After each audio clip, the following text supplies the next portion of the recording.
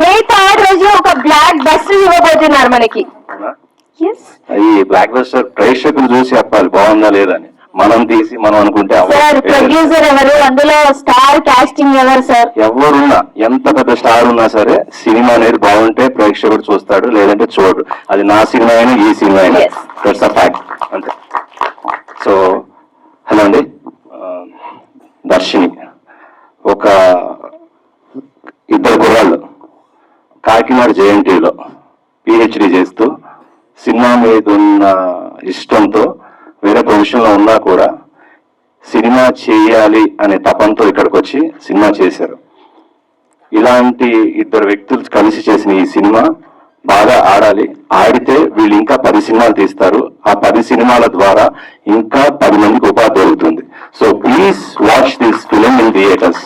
ఎందుకంటే ఇప్పుడు ట్రెండ్ మారిపోయింది. థియేటర్ లో చూస్తేనే ప్రొడ్యూసర్ కి డబ్బులు వచ్చే పరిస్థితి వచ్చింది, మారింది సిచ్యువేషన్ ఇప్పుడు. So please watch in theatres and support this movie. అలా చేస్తడం వల్ల వీళ్ళిద్దరికి మంచి కెరీర్ ఉంటుంది, దానివల్ల ఇంకా 10 మందికి మంచి జరుగుతుంది. So please support this film. Thank you.